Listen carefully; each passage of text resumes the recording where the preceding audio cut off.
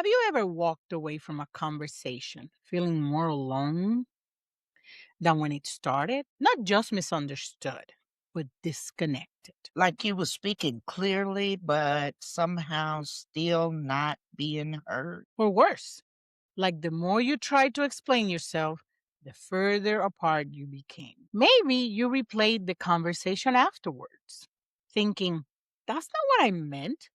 Why did it turn into this? And maybe the hardest part wasn't the disagreement, it was the feeling that something shifted. Because conflict doesn't just challenge our communication, it challenges our safety. Our sense of being understood, and sometimes even our identity, What if the breakdown wasn't because you're bad at communicating? because your nervous system was doing exactly what it was designed to do. Today, we're talking about why communication breaks down during a conflict. Not from a place of blame, But from a place of understanding. we're going to slow this down because clarity doesn't come from speed. We're going to talk about what happens in our bodies, our minds, and our hearts when tension rises. And we're going to explore how faith, awareness, and compassion can help us stay connected. Even when conversations feel hard. I'm Natty, I'm Vida. and we are here to thrive. Welcome to Thrive by the Rising Muse. This is a space where we talk about growth, mental health, faith, and the real work of becoming whole. Today's episode is for anyone who has ever left a conversation feeling confused or heavy or emotionally shut down. This is not an episode about winning arguments. It's not about being right. It's not about learning the perfect words to say because most conflict doesn't break down at the level of words. It breaks down at the level of safety. Yes. We're going to talk about survival responses, unmet needs, past wounds, and how faith can help us slow down instead of react. Because conflict is inevitable. Whether this shows up in your marriage, your family, your friendships, or even how you talk to yourself, we invite you to listen gently. To reflect honestly and take what serves you. Let's begin. Right. So before we even talk about communication, we have to talk about what's happening inside our bodies. Because conflict doesn't start in our mouths. It starts in our nervous system. When conflict arises, our brain does not pause to check whether this is a safe conversation or a real threat. It reacts the same way. Your body hears danger. Even if that danger is emotional, feeling dismissed, feeling judged, feeling rejected. And when that happens, the nervous system shifts into survival mode: fight, flight, freeze, or fall. Some people raise their voices. Some people shut down. Some go silent and emotionally disappear. I've done all of them. None of those responses mean you're immature. They just mean that you're human. Even when you're mature, when emotions get involved, the maturity goes somewhere else. I feel this way. The most mature person has their moments of immaturity. Oh, that's why I said, emotions, if you don't know how to regulate yourself, emotions trump every rational act. And we don't play fair. No, and here's the thing, and like we were saying, it doesn't start in the mouth. Because I know the moment somebody tells me I need to talk to you, my brain, who's already the best runner in the world, goes in overdrive. What I do, what happened, I'm replaying every conversation, every moment, every second, every breath, every facial expression. So by the time we actually sit to talk, I'm in overdrive. And I might be hearing, but I may not be listening. It's a difference. And that's one of the issues with communications and arguments. Sometimes we listen to respond, to receive what's happening. And if you have trauma in your life and all kinds of stuff, and when you hear somebody arguing with you, You go back to that child that was abused or that spouse that was abused or whatever trauma you have in your life. And that's when you go into fight or flight or, you retreat. Scripture speaks to this directly. Proverbs 14:29 says, "Whoever is patient has great understanding, but one who is quick tempered displays folly." In other words, you foolish. All right? Right. That's what To put folly it means. in today's language, Right. you are foolish. Right. And one of the things that people don't realize is that patience is a muscle. You don't develop patience by just praying for it, because my experience with praying for patience is that it's a muscle and you have to develop it, Mm, and you have to be in situations that will make you patient, which means you're going to go through a lot of grief mhm. to develop patience. And you know what I've realized? Right. You have to choose patience. Oh, yeah. Okay? You have patience, impatient. What am I gonna choose? Now I have a little 4-year-old that really, really tests my choosing Every day, every day, all day. every I day, know that. all day, all night. It's like, Mima, Mima, Mima. Yes, baby. Watch this. Watch this. In that quick second, I know. Am I gonna be patient with him or impatient? Uh-uh. I got you beat with that same example. Watch this, watch this. But watch it. I'm watching it. No, no, no. He grabs my face. But watch it. Yes. When we're driving, Lord, yes. look, little man, I cannot turn around from the steering wheel to look at what you want me to look at. No, describe it to me. Or, hey, did you see that? And the whole world is in front of me. What am I supposed to be looking for? No, what was it? I missed it. Uh, Sorry. but the funniest thing about that particular human in our life is I start cooking. When is dinner gonna be? Did you just see me get the stuff out of the refrigerator? I just turned the stove on. Give me a moment. 3 minutes. When is dinner gonna be ready? And sometimes I go like 5 minutes, and he goes 1, 2, 3, 4, 5. Is it ready? I said 5 minutes, not 5 seconds. The other day, I told him to give me 2 minutes, and he said 1, 2. I said, wait a minute. Let's talk about time. 2 minutes is 120 seconds. Count to 120 and come back to me. And he looked at me crazy because he's still trying to learn how to get to 100. So he was like, oh, crap. Patient here isn't passive. It's just regulation. Patience got to be purposeful. Oh, yeah. It's got to be. Oh, yeah. y- It's a choice. You got to choose Mhm. patience. It's not always an easy choice, Mm-mm. but I have found out over the years, like, okay, But it's like I was saying, it's like a muscle. it is. You've been training it. So Get now, out. now it's easier to work that muscle than 10, 20, 30 years ago. Like, ooh, your patient muscle. Oh, it's so buff. Have Right. you been working out? Yes. I have. It's the ability to slow yourself down when emotions allow, because fear doesn't care about connection. Fear only cares about control or escape. And when fear leads, communication collapses. This is one of the most common breakdowns in communication. We are deeply attached to our intent. Yeah, we want to be right. You know what we meant. We know what we meant. And we want that no matter what, more than anything else. Right. You know what I was saying. But the other person is living in the impact. I'll give you a joke. And that was one of those things that makes you think about the whole, do you know what I meant? I was in a relationship and we were in the middle of an unusual date. We went swimming. And in the middle of the day, he had done something during the day. I can't remember what it was, but I remember what he told me. At one point in the conversation, I told him, you did this on purpose because you know better. You did this on purpose. He said, you're absolutely right.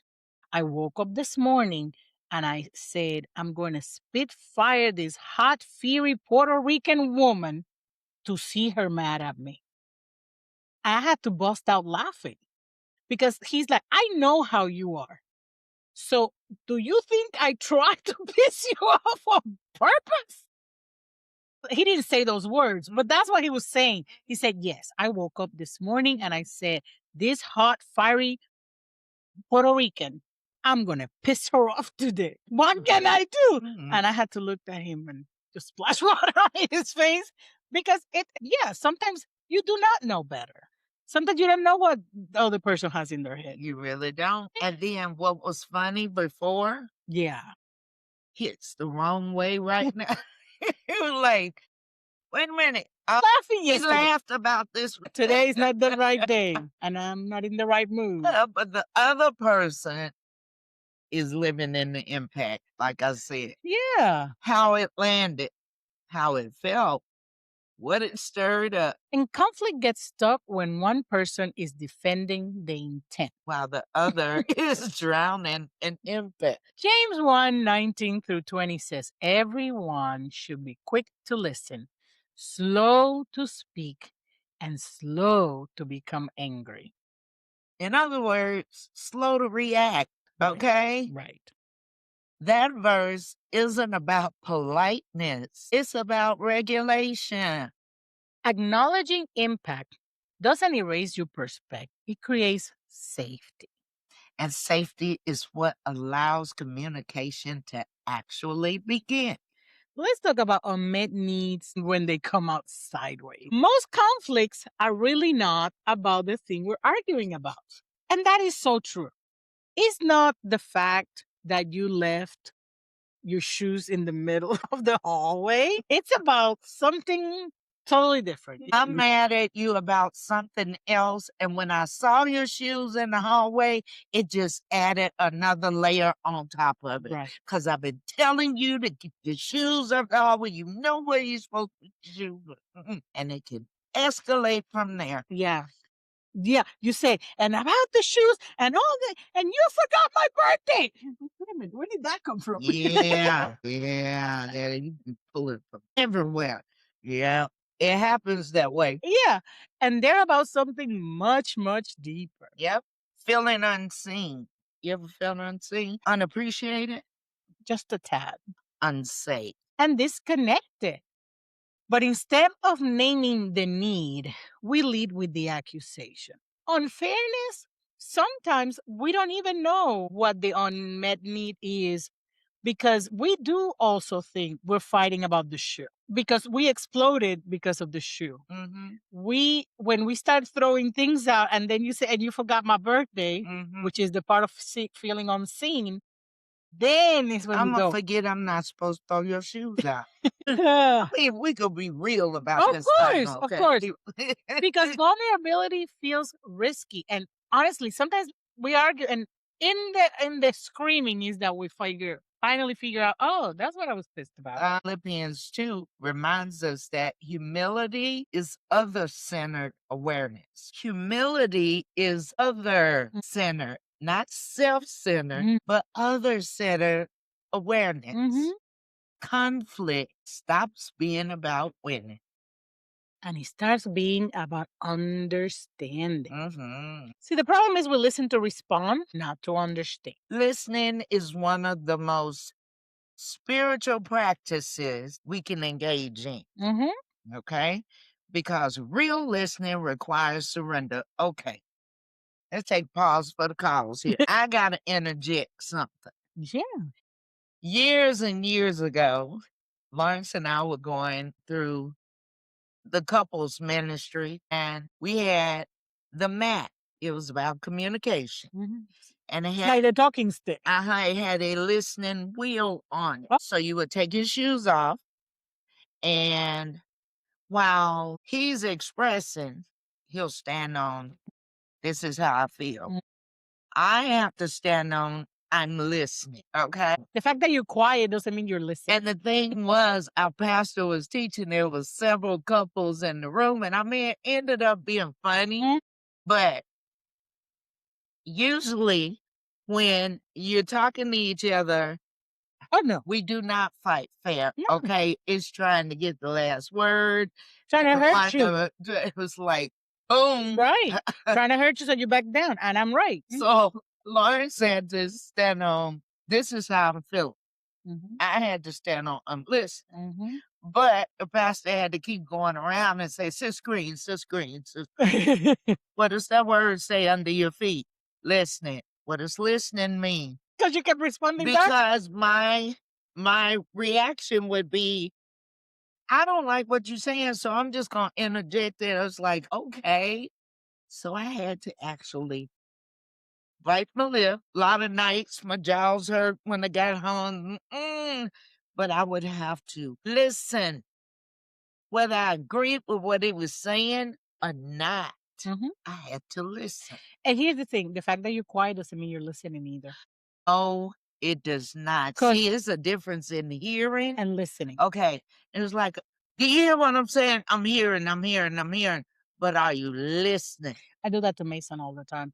I tell him something and he's quietly looking at me and I go, Mason, what I just said?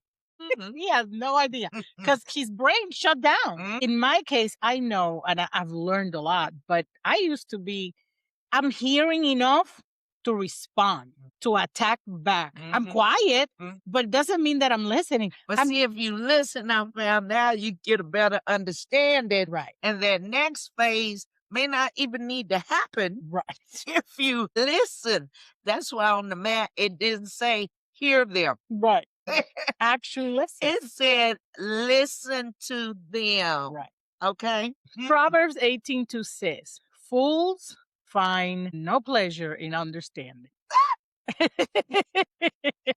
That verse humbles me every time. Because it reminds us how easy it is to prioritize being heard over being understood. See, past wounds shape our present Yes, conflicts. they do. Some reactions are bigger than the moment. Yeah. And don't tell somebody they're overreacting because it makes it double worse. Because they're carrying all pain. Hebrews 12 warns us about bitter roots, unhealed wounds.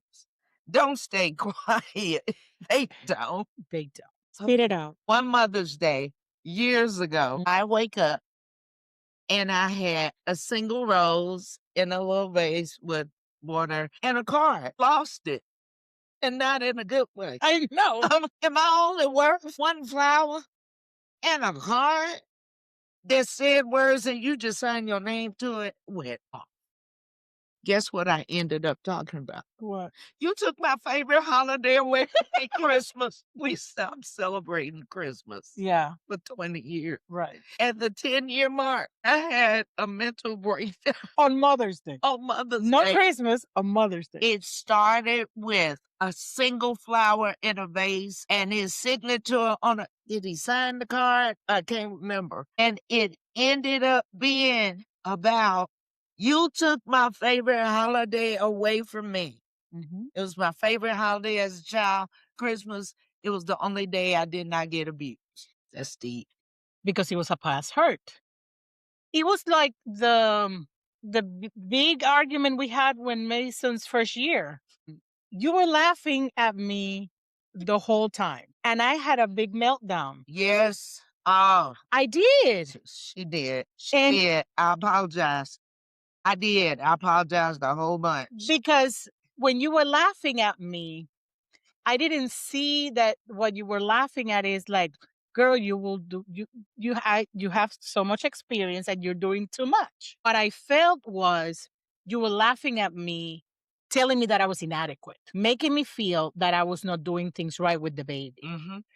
And forget about, first year where you don't sleep, so you're sleep deprived, first time with a baby, you have all that going on, and you have somebody who you thought he was going to be your support, and you were very supportive, but I was looking at, she's supporting me now, she's making fun of me the whole, and you were,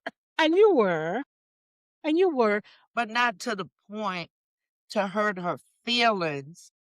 She has some unrealistic expectations. Every first mom does. Yeah. Yeah. It's been a long time since I was first mom. My oldest is 41. Right. So, but it was. I did. never gonna want to be out of your sight. I want to be with you forever. And I'm like, wait till that little critter grow up and start walking and stuff, and you're gonna be glad that can you take him for a while? No, never, never. But I had no idea that it was gonna hurt her like that. Because yeah, I was feeling like I was inadequate. Like you were making fun of me, like I was being a horrible mom, like I was not doing right, like I was being stupid. And when she broke down and she was like, I said, no, that is not what it is, baby. I'm so And now that I'm on the other side, I understand because I see brand new moms and I go, She start laughing herself. yes, I See? do. I do. I don't do it on their faces though. But Yeah, I was a brand new mom way back when. I mean, through therapy. and I waited so long to be a mom that but yeah, my expectations were very out there. You had literally given up on it. It's like, okay, it's just It's not not meant to happening. be. It's not meant to be. Girl, it took me about 2 years to keep looking at him and say, there is a baby in this house. 2 years. He's about to be 5. And some days I look at him and I go, oh, yeah, I got a child. Yeah. Now, It's a lot better now. listen to me clearly. She had emotional handcuffs on his ankle so that when she woke up in the morning, he'd still be there. What do you mean? Yes. Yes. Emotional handcuffs. It's like, okay, all right, we go to sleep, we're chained together. Wake up, I expect the same thing because it's like, you wake up, it's like, it's too good to be true. Yeah. It's too good. I got a baby. Like I said, it took 2 years to say, oh, he ain't going nowhere. He's still here. But you know I'm what? still changing diapers. Wait. You know what, people? We have unhealed wounds. Yeah. And they don't stay quiet. No. And one of her unhealed wounds was feeling inadequate. She wasn't good enough. She wasn't doing the right thing. When you realize that you've hit a sore spot. Yeah. Okay. Which is think about this. You have a wound on your hand. If you do not clean it and put proper medication on it and cover it, it's not going to heal correctly. All right. You just let it go and it's going to get a scab on it. But then you'll be able to see the pus around it, which means infection is in there. Right. It did not heal properly. Right. When it doesn't heal properly, every time you hit it, ow, ow. That's what our emotions are like. Right. And you keep it. But when you heal that wound and cleanse and bandage and give it air, and then you realize it's just a scar. It's just a scar. And scars are different than wounds. Yeah, absolutely. Now, Wounds hurt, but scars show the battle that you've been in. yes. Okay? Hey. Now, when it's like, oh, he's going over. Bye. Or it's like, okay, he's been with me for 3-4 days. And you're gonna pick him up. I know he misses you all. You just come in. And I know you miss him. Just come and get him for a few days. 3, 4, 12. Yeah, but at the beginning, I didn't want him out of my sight. Ever. That's true. And I can understand. Oh my God. They are so cute. I know. And that goes by so fast. You know what my favorite pose was? When he would yawn and stretch. And his back, he had that. Oh, he's so cute. And now when he yawns and stretch, boy, did you brush your teeth? Let's talk some more about these wounds. He's girl. still cute though. Those wounds, they leak in the tone, the assumptions, and their reaction. Yes, yes. So how to communicate better during conflict? How do we do it? Ephesians 4 helps us and reminds us that anger isn't the problem. What we do with it matters. So we have the power to control our anger meter. Okay? Am I going to allow you to push me and to blow it up, or am I going to keep it cool? You know? Back to that argument, that was part of it because every time you laughed, I didn't say anything until I was so full Shoot. that I had a milk. She exploded like a pressure cooker. Because that happened since the beginning, and I think I blew up like 6 months in. I have been holding that. Like, why didn't you say something? Why do you say anything? Why do you let it get to this point? Girl. That's just who I am. That's the way girl, you need to change, okay? This ain't good. So what you need to do is pause, Yeah. name your feelings, ask questions. And that's very important because sometimes what you're perceiving is not what the other person is perceiving. I'll give you a joke and that I'm going to have to clean it up. I was married. And even though we both spoke Spanish because we were from different countries, some words don't mean the same thing. Now, he came home one day and he came exhausted. And he told me that I'm so exhausted. But the word he used doesn't mean that in my country. It means that he was serviced by someone. Right. Talk about miscommunication. So you just got home and you told me what? And thank God. Thank God. I was very, very aware that there were differences. That there were differences in our wording, even though we both spoke Spanish. Because I was in the kitchen. The next thing that could have was a pan towards his head. And I went, baby, what did you just say? And he repeated himself. Said, okay, back up. What does this word mean to you? Baby, that I'm excited. Okay, go take a shower. Okay. All right. He Put that on risked my his list on the refrigerator. he risked his life Yeah, he did. that day over a miscommunication. And his life came very close to being no more. And he didn't even realize. He was going to Jesus that way. Thank God you asked for clarity. So you have to ask questions. You got to ask questions. You have to invite God and not as a weapon. Not as a weapon. God is a reference, not a weapon. Yeah. He is also a guide, friends. Guide. Yes. Understanding. And he probably was the one who said, baby, go ask some clarification Ask on a that. question. Just ask one question. Yeah, yeah. Okay, I'll finish dinner, go take a shower. Well, let's talk about now why conflict feels like rejection. Well, let's see. Sometimes we don't name this often enough. For many people, conflict doesn't just feel uncomfortable, it feels rejecting. It does. Like love is being withdrawn. Like you take my love back. Like connection is being threatened. And that's because for many of us, especially those with relationship traumas, conflict once meant abandonment. And I think that was part of my issue. For me, conflict meant abandonment. And one of the issues I dealt with during that first year was a lot of abandonment. I had lost a child before. I didn't know this one was going to stay. Like I said, for the first 2 years, I was like, he's still here. So a lot of my issues during that first year, and it was traumatic for the wrong reason, because this whole time has been beautiful. Yeah, I still have gray hairs. He gets on my nerve. But since that baby got into my life, it's been beautiful. And it also shows you that God does not bring people, baby, in the way that we think babies should come. Oh, no.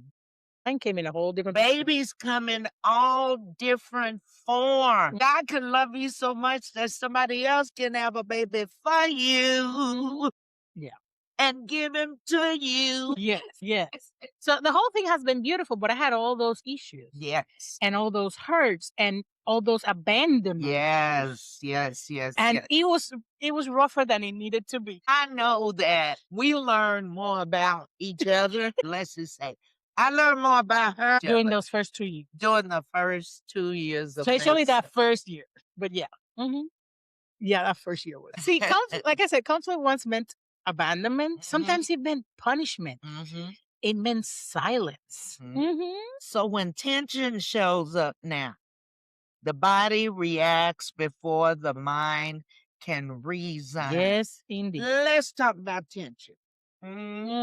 Okay, back in the day, my husband and I, We had a big fight. Ask me what it was about. Ask me. What was it about? He got mad because when we would leave church, we would run by the grocery store. It was right up the street to pick up a few things. So he would drop me off in front of the grocery store and it's like, okay, we need a Milk, loaf of eggs. bread Right. and milk. Okay. He's if you just go get a loaf of bread and milk, fine. But me being the woman of the house, my mind is already going around going, oh my God, it's only one egg left in the carton. We need egg. Oh, we don't have any more breakfast meat. Oh, we need some lunch meat. Wait a minute, there's only one roll of toilet There's paper. only one roll of toilet paper. Oh, that's right. That's why we ran out of dishwashing liquid. That's the woman Yeah. in me. I Yes. don't know how many women do this. I believe the vast majority of Right. us, because the woman controls the atmosphere in their home, whether they live there alone, whether they live there with a spouse, children, multi generational. The woman sets the atmosphere and the tone for the But you're home. the one using the stuff, so you know what's running low and not. Why would you have a problem with me thinking, oh, he's out of his favorite chocolate muffins? Okay, I could have left the muffins there. Okay, but our problem was he got mad because if I said I was going in the store after two things, I come out with 4 bags. That was a problem. We had to go to counseling. You were being proactive. Yeah. We had to get on the listening mats again, the communication mats. Okay. When he told me what his problem was, I feel, and I'm listening, I'm there going, mm-mm. Then when it came my turn, he had to step on, I'm listening, and I would have to step on the one for You feeling? clarification because I had to clarify. So what I heard you say is I had to go through that. That you think is dumb that I go in the grocery store and think about everything that we don't need that we need instead of having to come back out and go to the grocery store later. So instead of getting the two things, yeah, I'll come out with 4 bags because guess what? We need the 4 bags of things. Okay? We get home, we don't have the toilet tissue. Who gotta go back out to the store? So you ought to be thankful. My pastor standing there going, Sister Grace, you started off saying, this is what I heard you say, and now we're here. I had to learn clarification. Yeah, because the first And thing you see, said, you calmed me down. clarification slowed me down because I wanted to go on and jump to the. Oh, I had to get to the point. Okay, let me make sure I heard you correct. You said you have a problem when I go in the store and I say I'm gonna get 2 things that come out before that. Is that what I heard you say? And he would step back and respond, yes. Okay. Can I be honest with you? Yeah. I have learned that about you. What? Because as a woman, I do also go to the grocery store and think about all the things. And obviously, there's a big difference. You have a way bigger household than I do. How many people living there now? 55. Every day the number goes up in her mind. Yeah, it's not that. I just tomorrow she'll ask me and it will be 75. You have a way bigger household than I do. So I do go to the supermarket and not buy the list. I don't. I do buy the list to make sure that those are the minimum I need to leave the store with. But you really go above and beyond in terms of making sure that you have absolutely everything. I I go 2 steps, you go like 5. And I love you for it, and I think I've never told you this, but I learned that about you. And the reason I say I learned it about you because that's why when you and I go to Publix now and you say, I just came to get milk, I say, get a buggy. No, I'm not going to get a buggy because I know you now. And I know if you don't get a buggy after the first aisle, I'm going to have to go back. See, I'm doing the proactive now to go get a buggy because we're going to be holding all the stuff in our hands. And you know how expensive that milk get? $5. Yeah, because we have a whole cart full of stuff. And I'll be at the register and I say, I was just supposed to get milk. Right. I cannot pass by the bread knowing Right. we only got 2 end pieces. Now, he may like the end pieces. I don't. That's what I'm saying. So I'm not this is not criticism. Yeah, I I don't don't. know. Because like I said, I do it this too. I go and I'm like, wait a minute. We are out of bacon and I didn't put it on the list. Let's get some bacon. Yeah. Wait, you know what? I didn't plan for the lunches this week. So let me get this and this and that. I do it too. Yeah. But you really go, wait a minute. Wait, he likes this. Because that's the thing about you. You don't only go what something is running low. You see something that not just your husband, anybody in your household will enjoy and like and say, ooh, look, those are the chips for Dre. And he doesn't have them. Ooh, look at the Mark only drinks 7 Up or Sprite. Let me get his soda. And the other one likes this other soda. So that's you. That's how you do. You cater to everybody in your household. And as you're going through the store, you're doing all those things. Which I'm not saying the man was right because he wasn't, but you do above and beyond. And that's why, like I said, I've learned that about you. And when we go into any supermarket and you go, we're going to get 2 things, I go, okay, get the buggy. No, we don't need yes, we do, because I am not going to be holding stuff in my hand. And I'm not coming back. And I'm not coming back. So I'm the one being proactive now because now I know you. And if we go into any supermarket, she said, but I'm not going to get, I said, "You just leave it so that I can push my purse on it. I'll just push my purse on it. Yeah. But it's never for the purse. But it took the counselor having to counsel him a lot to get him to understand what's going on. He was thinking of it as, you just love spending money. Oh, no. No, that's not it. No, that's not it. I want to make sure when you think you want something and it's like, she got it for me. Right. But some people don't think, but it did. It for you. I know about 10 years. I would not go to grocery store with him. I would take him home. Well, you're still done because now you're with me. Yeah. And we've been together for about He 10 and years. we can't go grocery store together. I just go by myself and he ends up being okay. So yeah, you're not responding to this conversation. You're responding to every conversation that taught you this is where I lose people. And that's why some people panic in conflict, while others shut down, and why some escalate quickly. This is called attachment psychology. Talks about our earliest relationship taught us whether connection was safe under stress. And scripture doesn't dismiss this reality. Psalms 27 says, though my father and mother forsake me, the Lord will receive me.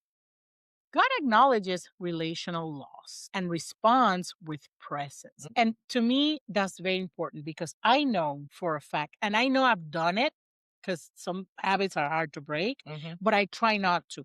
Sometimes when it was hard to talk to my mom because she would roar. And then sometimes when I came to her and I thought I was shaking in my boots, she's like, oh, okay. And I was like, so I try to listen to Mason the most that I can.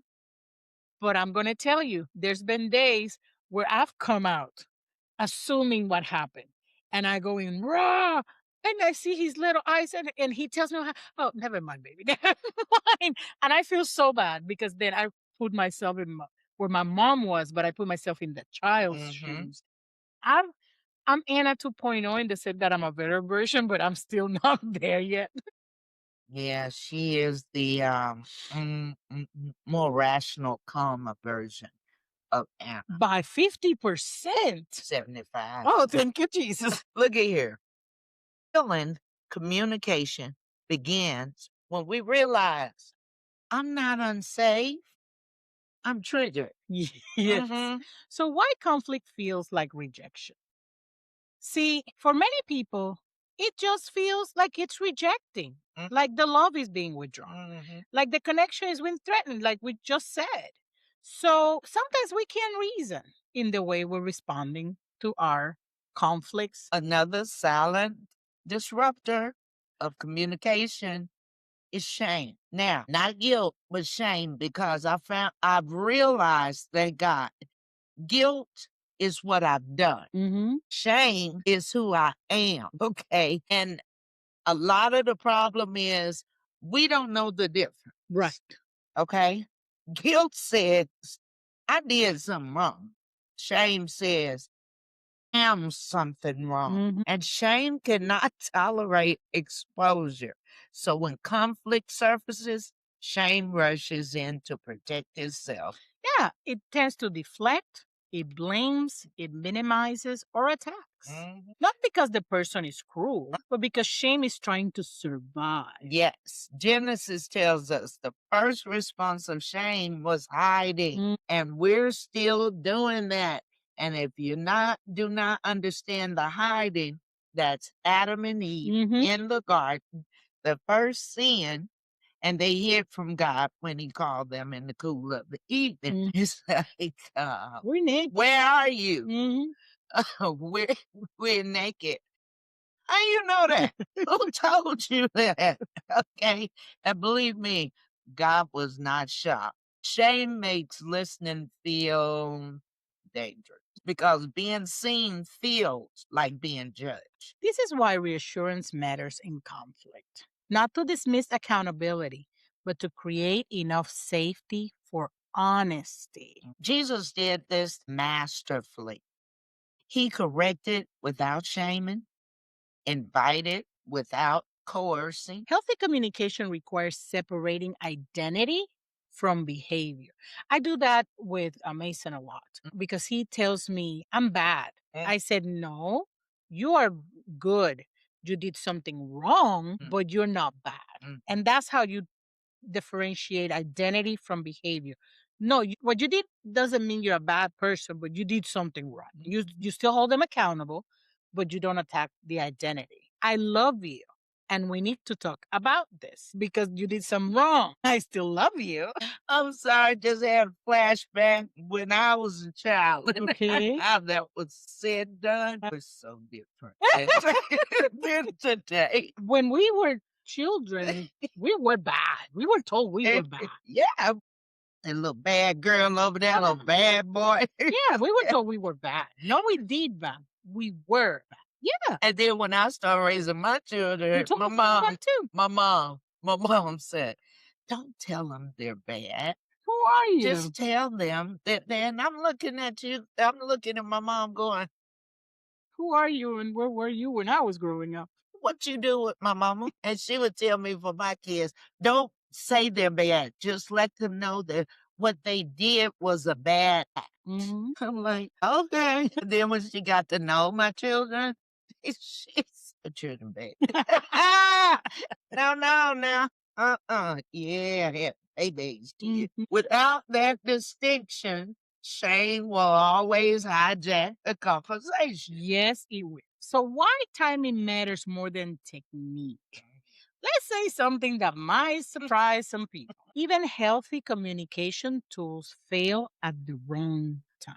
I know that's right. You can use all the right words, okay? But if the nervous system is overwhelmed, they won't even land. Conflict requires capacity. So it is okay to pause and have this conversation later.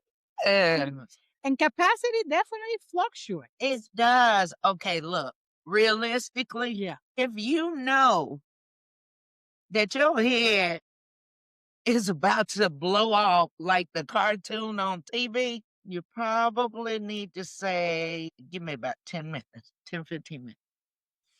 Okay. And then then if that's not long enough, I need 15 more. The rule in my house was we can separate physically in the house, but nobody can leave the house. And here's why. I always had the fear that if somebody leaves the house angry, something could happen to them. So that whole I'd grab my keys and go driving, that was not allowed in my house. But here was the boundary. I will promise you I'll leave you alone. Not because we're in the house, I'm going to keep jammering at you. No. Pick a room. Go to your corners. You want to be in the living room? I'll stay in the bedroom. If you want to pick the bedroom, I'll go outside, meaning in the deck or in the backyard, but not leaving the property. And I remember one time I was in the middle of an argument with my husband, and he wanted to go. I grabbed the keys. I said, And I told them, pick a room. I promise you. And I delivered. I won't go where you are until you're ready or whatnot, but you're not leaving the house. And in my thing is, how many people have left the house pissed off, racing in their car, and have ended up dead or in a problem? The guy I was telling you about the other day that ended up in the hospital, he was in a conflict, ended up leaving the house, drinking, and ended up in the hospital with a DUI because he left the house in the middle of a conflict. On top of racing, he added alcohol to it, ended up, thank God he didn't hit anybody, but he hurt himself. He hurt himself. And it was when we about, look back on it, right. you see it's so unnecessary. And it was all about mismanaged emotions. You go to your now. I know it's hard if you live in a one room. There has to be a deck or a porch. You can here if you live in an apartment complex, you can go for a walk. You can just not take a car because you are not going to run into a wall with your 2 feet. I mean, I've never seen it. But in my case, we had enough. We have a backyard. We had a deck and a porch. And once you pick a room, then I picked the one on the other side of the house. And my house was a 2-bedroom. It was not a mansion. Now look, my kids grew up, got married, out of the house, everything. We were left with 3 bedrooms. Okay. And I'm not even gonna sit here and pretend being married 41 years. We had some disagreements. We had some serious disagreements. And one thing that I could say is I never left. I never left, but your bedroom, your new bedroom could be back here. Pick a room. And I'm keeping the master, okay? We in the same house. We just need a little time apart. All right. And that can, but you gotta respect that both of y'all need to step back and cool off. Right. But if nobody realizes or only one person realizes that we need to step back and cool off, that can be regrettable. It is. Yeah. I should have just stepped back and cooled off. Every house that they on roof, that was mine. And the last thing you need, especially when a loved one dies, period, is guilt. And the fact that the last conversation was an argument, and that's why, even to this day, you're my witness. When I leave my house, I kiss Lawrence on his bald head, mad or not mad. Right. Because years ago, I started thinking about, I guess after seeing movies or hearing about situations that happen, I still don't like you, I love you with the love of Jesus because I say I got to. And I'm obedient. I'm not liking you too much right now, but I'm not going to have guilt. Right. So, kiss you on your bald head, love you too. And go. Because you never know. Jesus often withdrew before engagement. Yes. It was not avoidance, it's wisdom. Sometimes the most loving thing you can say is, I want to talk about this, but not like this. Or not right now. Right. It's not a good time. Right. And you have to respect each other's feelings. The other problem sometimes is people use that as avoidance.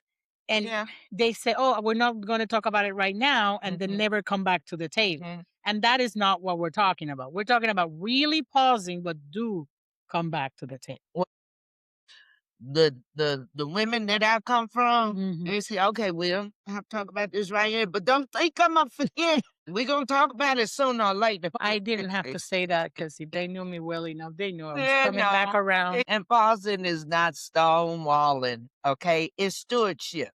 Timing honors both people. It prevents regret, like you were saying. Yeah, it does. Because a lot of things are said and done. And as soon as it's said and done, it's like, oh, I should have done that. And it can create space for reflection instead of reaction.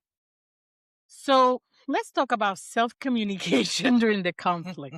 That's the worst. Let's shift the lens inside because how you talk to yourself during the conflict matters. Many people internally say things like, I'm too much, I'm always ruining things, and here we go again. Yeah, I have never said I'm too much or that I always ruin things, but here we go again, many times. Now I know what I've said was, "They're too much." Yes. And here we go again. Here we go again, and what's that other one that he said? Yeah, and they always ruin It's things. not Always, yes. That inner dialogue intensifies emotional flooding, and it shapes how you show up. Scripture says to take thoughts captive, not to shame them, but to examine them. That's why you need to pause because when you're in the heat of the moment, you ain't capturing nothing. Well, see, we all scriptural now, but look, let's go back. Take thoughts captive. Right. What's a captive? A prisoner, right? Right. You're gonna have to lock that thought up, okay? You have to put the zip ties on that thought, Mhm. okay? And that's take the thought captive. Mhm. If it's not a good thought, Mhm. all right, you need to imprison that thought. Mhm. Gentle self-talk regulates the nervous system. Listen, man, Mhm. regulate. Mhm. This is hard, but I'm allowed to take space. You're allowed to need clarity, and right now I can't give it to you. Because You're allowed to ask for understanding. I don't understand. Conflict becomes less volatile when the inner environment is compassionate. Yeah, yeah. Yeah, so they're fire not burning, raging inside. Let's talk about a guided regulation pause. So we're gonna pause here. If you're somewhere safe, There, if you're we somewhere gotta safe, breathe again. well, we don't have to. We just have to put our feet on the ground. Yeah, take a pause and get some breathing in you. You need to have your own practice. Have a person laying on the sofa. You, that's you. Okay, pull over in your car. I Take did. your seat back, I lay back. But no, honest to God, you know how many times I actually did that? Because I was working in a mental health call center. Yeah, How many times I had to have somebody pull over and get him over a panic attack through the phone? yeah, that's true. I've done that. Yeah, But the thing is, everything in you is tense. yeah. So you have to take a breath. I just hear you saying, if you're driving, pull over. That's where I get it from. Put your hazard lights on. Yeah. Make sure you put the car in park. Yeah. Turn it off and just take your seat and lay back. Now let's take some deep breaths. I've had to do that to people over the phone. Oh, No, that was my job. I appreciate that too, because I mean, that's real. I'm telling you, it's real. People having panic attacks and call the call center. Wait a minute. I don't know where you are, who you are, or what's happening. So how about, and I hear, yeah, yeah. Are you driving, ma'am? Or something? Okay. All right, let's pull over slowly without hitting the one next to you. And let's take some breath so that I can Yes. actually even figure out who Yes. you are. Yes. So it's really real. It is real. It It's is real. it is real. And so, peace must be able to come through too. We're gonna Yeah. have to, because if you have no peace, you cannot think rationally. Yeah. Okay, that's why our reactions are choices. I can remember. I remember I had I'm seeing the person in my head, but we had a guest that had these letters. I don't know if it was an ABC or whatever words they were. And it was all about that. It was all about how your brain slows down and stops going crazy when you just stop and breathe. Because hear me out, when you are at 120, there's no much oxygen going up there. So you have to actually go, okay, Mm-hmm. and no, no. That's when you pass out. Hyperventilate. Why you have to slow it down, You breathe have in to. through your nose, and blow it out through your mouth. And And sometimes you have to do it 10 times Mhm. because I know me. I've had to go into the hundreds. The first 5 times, I'm still pissed off. And I go, they did it. You know how some people say count to 10? Ah. I've had to count to 1,000. Hey, here's the thing, you don't have to resolve anything right now. Just notice where you are, that you're breathing, and that you're safe in this moment. That is regulation. Yes, it is regulation. And regulated people communicate differently. Yes, they have more sense. Yeah, So let's talk about healthy communication. Healthy communication isn't calm all the time. No, It's it's honesty with repair. honest. It includes missteps, apologies, learning. Jesus didn't demand perfection from his disciples. He modeled patience. Repair matters more than perfection. Can we try again? That question alone heals more than most arguments will ever heal. Yes. Romans 12:18 says, if it's possible, as far as it depends on you, live at peace. Peace doesn't mean silence, it means courage. Communication breaks down when fear leads. Healing begins when love takes the lead. Before we close today, we want to take a moment to remind you that you're not walking alone because you're not meant to. If today's conversation stirred something in you, challenged you, or helped you to put words to an experience you've been carrying quietly, we are honored that you spent this time with us. We don't take it for granted. We want to stay connected with you beyond this episode. So know that you can find us on social media. We are at The Rising Muse on all platforms. That's Instagram, Facebook, TikTok, and YouTube. At The Rising Muse and also Blue Sky. And if our conversations have been meaningful to you, we want to invite a small challenge with us. And what is that? That challenge is to help us reach 100 subscribers, followers on YouTube, please. We would really appreciate it. Every follower helps us to extend these conversations to more people who may need them. More people looking for clarity, more people seeking healing, more people who need to hear that they are not alone. If you listen regularly, if you've shared these episodes with a friend, or if something we've said has met you in a real place, please not only consider subscribing and sharing, but also commenting and letting us know how this has changed you. Community matters, and you're a part of our community. We also want to take a moment to remind you that your safety and well being matters. If you are experiencing a mental health crisis, please dial 988 to reach to the Suicide and Crisis Lifeline. If a loved one is experiencing a mental health crisis, please dial 911 or take them to the nearest emergency room. If you believe you are in a domestic violence relationship and need to talk to someone or access support, you can call 800-799-7233. Or you can text 887-888 to reach out for help. Make sure you're in a safe place when you're reaching out for help. Whenever you listening or wherever you are listening from, we hope that you leave this episode feeling a little more grounded, a little more seen, and a little more equipped to choose connection over fear. Healing doesn't happen all at once.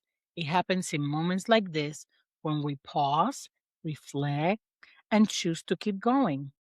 Thank you for spending this time with us. You've been listening to Thrive by the Rising Muse. We'll see you next time. And don't forget to thrive. Have a blessed day. Bye bye.